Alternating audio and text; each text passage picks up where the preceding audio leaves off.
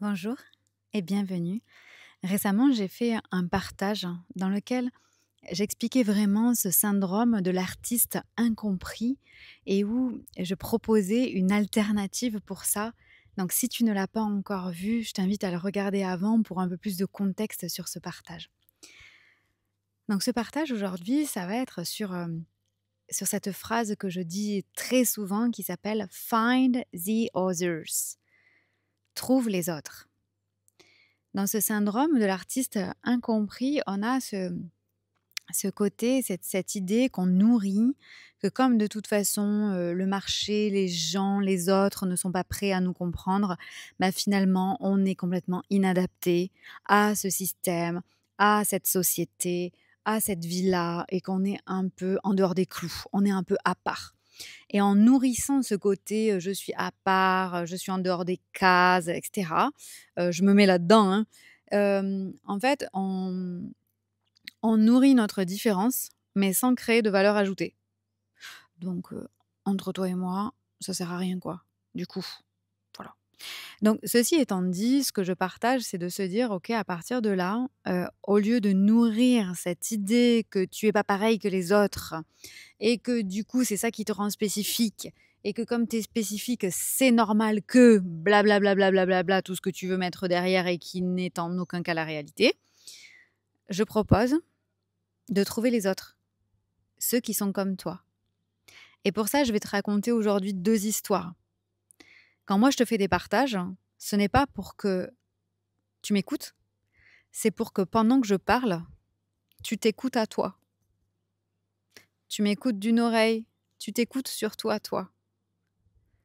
Et comme je le dis souvent, je suis pas là pour être admirée, pour qu'on me trouve inspirante et cetera. Je suis là pour activer chez toi, cette vérité. Voilà. Donc c'est pour ça que je fais tout ça, hein. Et moi, je me suis donné une mission de toucher 100 000 personnes, 100 000 vies dans les 3 prochains mois. Et pour ça, je vais avoir besoin que tu t'écoutes vraiment et que si tu ressens que ce message doit être écouté par quelqu'un que tu connais, un peu ou beaucoup, tu vas lui envoyer ce partage-là en dessous ou tu vas le taguer en dessous parce qu'il y a besoin que ce message soit entendu. Maintenant que tu es prête, maintenant que tu es prêt, je m'appelle Laetitia Martos, je suis the mother of the dragon, la mère des enfants sauvages, la mère des dragons. Ce que je fais depuis 12 ans, c'est ramener les gens dans leur vérité. Et j'ai une spécificité, c'est que je l'ai beaucoup fait auprès d'entrepreneurs parce qu'ils ont la liberté de pouvoir mettre en œuvre concrètement dans la matière leur vérité.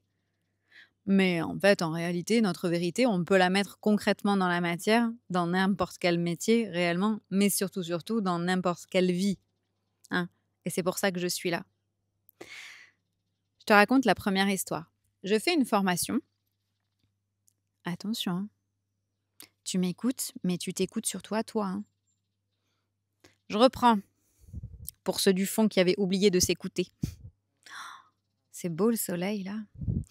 Je fais une formation et c'était super et dans ce groupe, on était plusieurs. Il y a une dame qui est avec moi et en fait, qui fait cette formation-là parce elle ne peut pas vraiment dire, à haute voix son métier parce qu'en fait, elle découvre que, elle a des dons et qu'elle est donc médium et ça, elle pense que c'est très compliqué à verbaliser, à dire publiquement par rapport à tout ce qu'elle croit. Et quand elle explique ça, je vois très bien que c'est une femme, puissante, intelligente, voilà quoi, que c'est quelqu'un de tout à fait normal et hem et en fait, quand elle raconte ça, je ne comprends pas. Je ne comprends pas ce qu'elle dit et donc je suis obligée de lui demander un peu plus d'informations ou de lui poser des questions parce que je comprends pas et en fait, en posant plus de questions, je comprends qu'elle vient d'un endroit où, la médiumnité est quelque chose, de tabou, quelque chose dont on ne parle pas, quelque chose dont il ne faut pas parler, quelque chose, qui est quasiment, quelque chose de mauvais et ce qui explique tout ce qu'elle vient de dire jusque-là et du coup, je lui dis: «Bah, en fait, j'avais pas compris parce que pour moi, la médiumnité, c'est quelque chose de quotidien.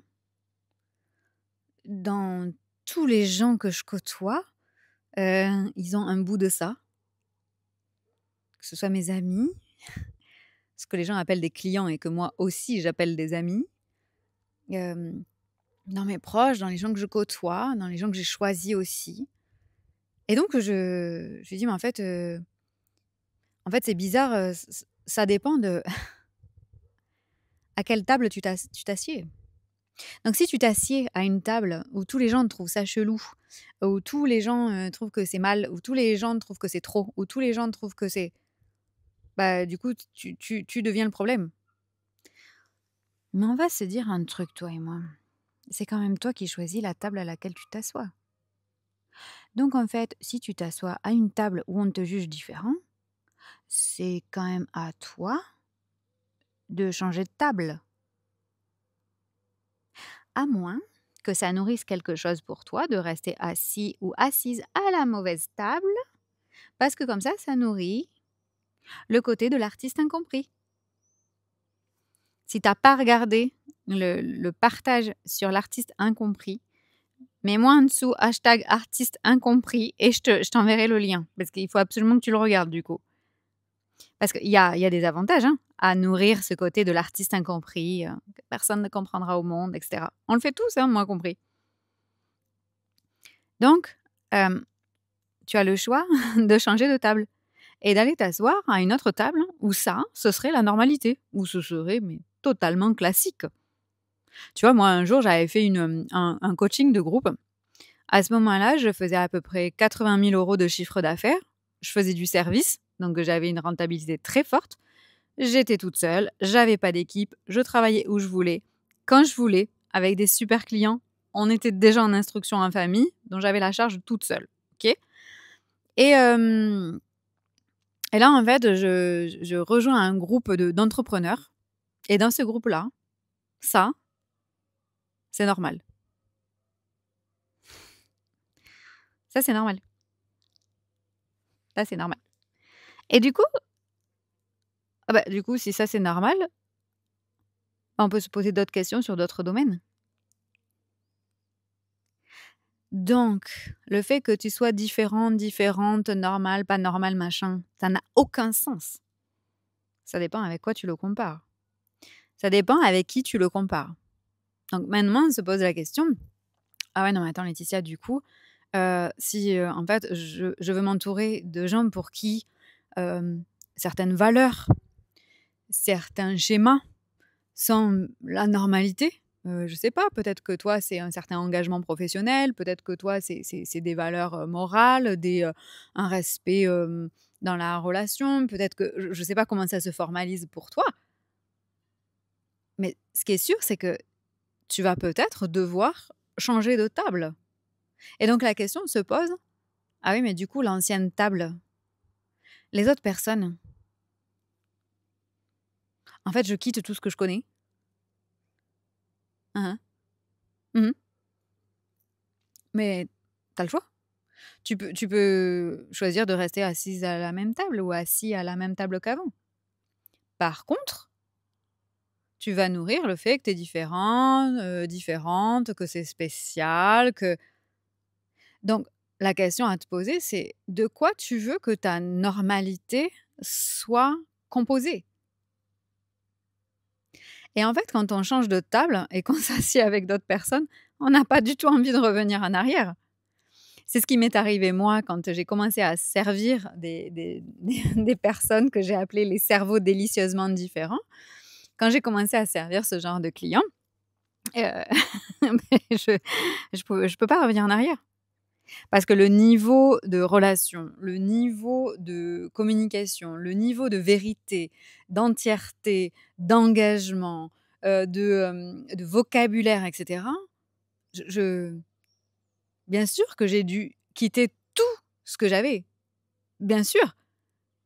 Mais en fait, à un moment donné, j'ai décidé que je préférais être assise à table toute seule qu'assise à une table où je nourrissais le fait que j'étais différente et que du coup, c'était normal que ça marche pas.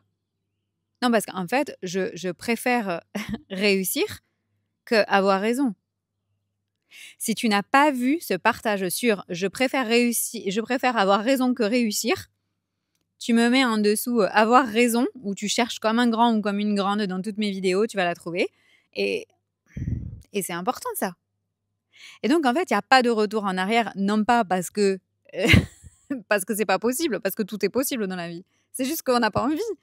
C'est juste que ça fait plus de sens parce que quand on s'assied à une table où les gens qui nous entourent, ils sont, dans la même fréquence, dans la même ambition, dans le même sens, dans la même résonance que nous, mais pourquoi on voudrait revenir à un truc où on comprenait pas la moitié de ce qui était échangé?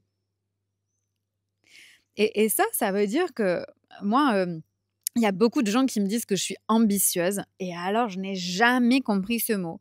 Parce que pour moi, l'ambition, elle est souvent professionnelle, le résultat chiffré, et cetera.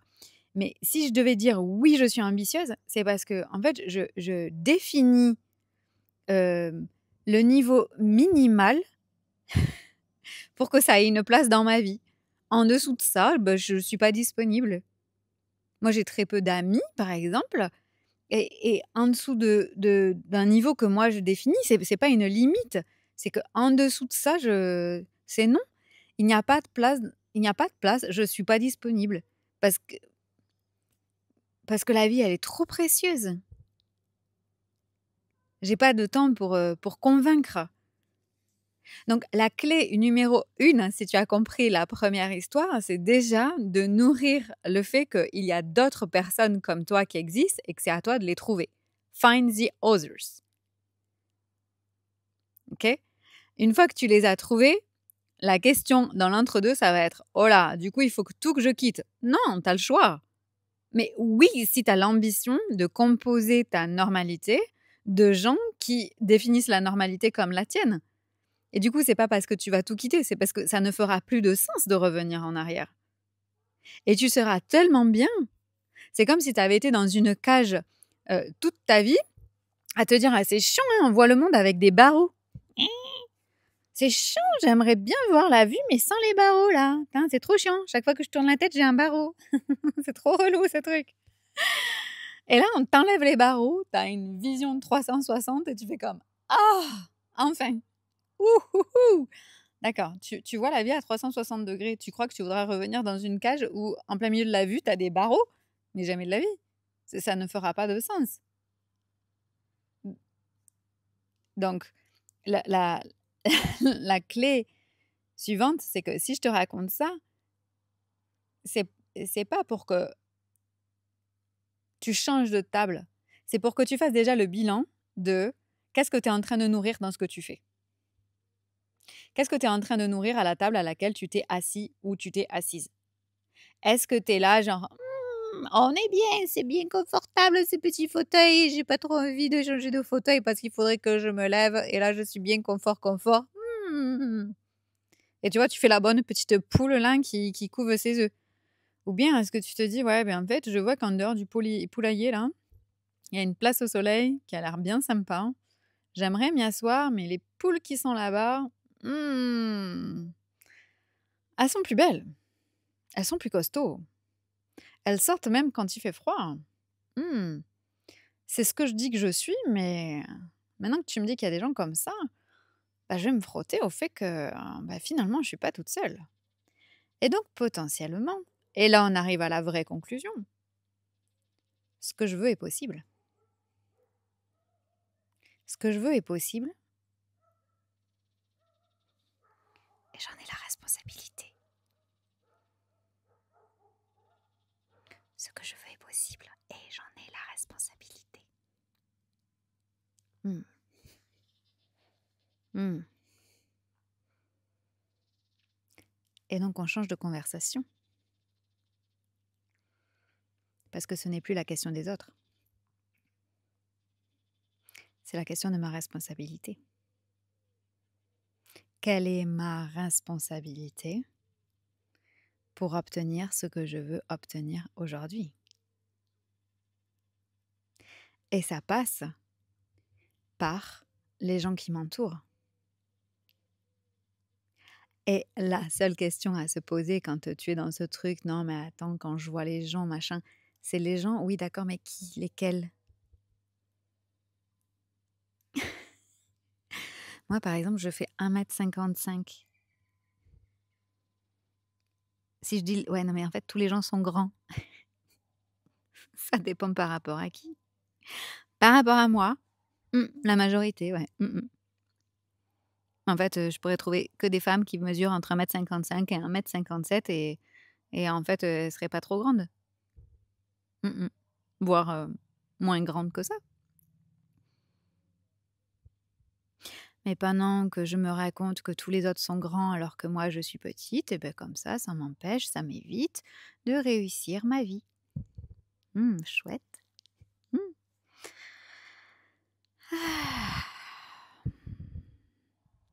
Find the others.